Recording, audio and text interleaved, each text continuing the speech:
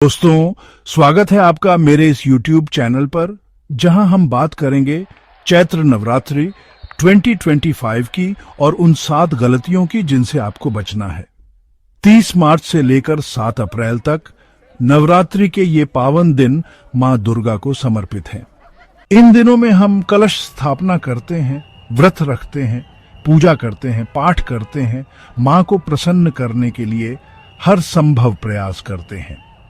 लेकिन दोस्तों, क्या आप जानते हैं कि अनजाने में की गई कुछ गलतियां आपकी सारी साधना पर पानी फेर सकती हैं? जी हां, गुरुजी ने अपनी कथा में बताया है कि नवरात्रि के दिनों में कुछ काम ऐसे हैं जो भूलकर भी नहीं करने चाहिए।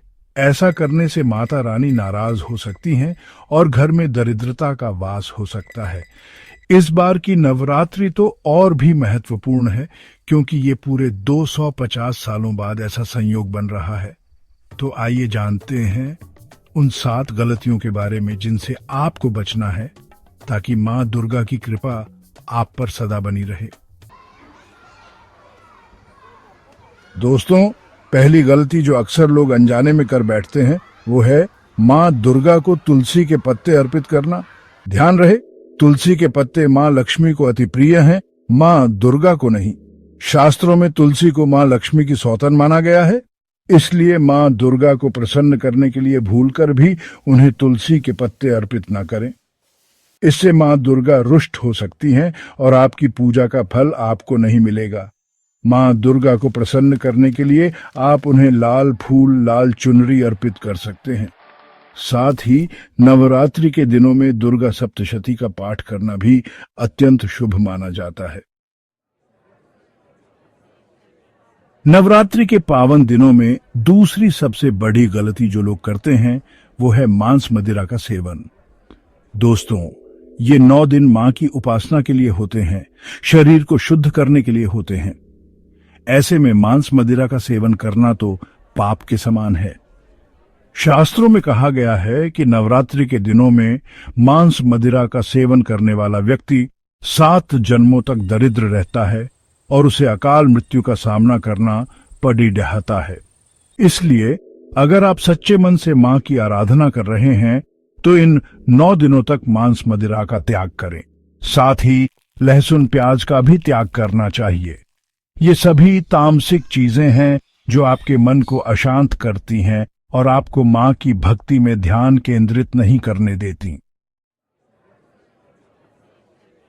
दोस्तों, तीसरी गलती जो अक्सर लोग करते हैं वो है काले रंग के वस्त्र धारण करना। काला रंग नकारात्मकता का प्रतीक माना जाता है और नवरात्रि के पावन दिनों में हमें सकारात्मकता का संचार करना चाहिए। इसलिए नवरात्रि के दिनों में लाल, पीले जैसे चमकीले रंगों के वस्त्र धारण करें। ये रंग मां दुर्गा को अति प्रिय हैं और इन्हें धारण करने से आपके जीवन में खुशियां ही खुशियां आएंगी। चौथी गलती जो लोग अक्सर करते हैं वो है तामसिक चीजों का दान। नवरात्रि के दिनों में दान करना अत्यंत शुभ माना जाता है, लेकिन ध्यान रहे कि दान हमेशा सात्विक चीजों का करना चाहिए। प्याज, लहसुन, मूली जैसी तामसिक चीजों का दान करने से आपकी कुंडली में अशुभ प्रभाव पड़ी रहता है और मां लक्ष्मी आपसे रुष्ट हो जाती है। इसलिए नवरात्रि के दिनों में फल, मिठाई, कपड़े, अनाज जैसी सात्विक चीजों का दान करें। ऐसा करने से आपको पुण्य की प्राप्ति होगी और मां लक्ष्मी की कृपा आप पर बनी रहेगी। दोस्तों, पांचवी और सबसे महत्वपूर्ण बात, नवरात्रि के दिनों में कभी भी किसी कन्या का अपमान न करें। कन्याओं को देवी का रूप माना जाता है और उनका अपमान करना मां दुर्गा का अपमान करने के समान है। नवरात्रि के दिनों में कन्या पूजन का विशेष महत्व है।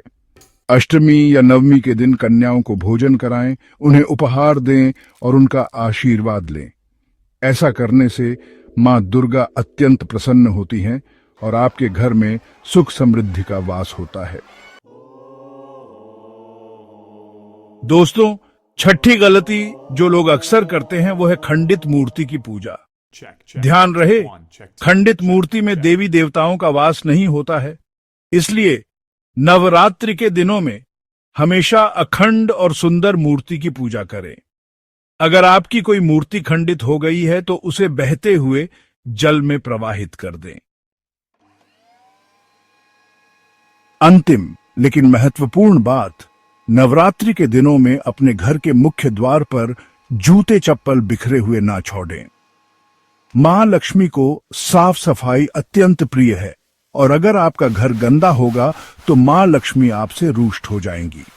इसलिए नवरात्रि के दिनों में अपने घर को साफ सुथरा रखें और जूते चप्पल हमेशा व्यवस्थित तरीके से रखें। ऐसा करने से मां लक्ष्मी प्रसन्न होंगी और आपके घर में धन धान्य की कोई कमी नहीं रहेगी। तो दोस्तों, ये थीं वो 7 गलतियां जिनसे आपको चैत्र नवरात्रि के पावन दिनों में बचना है।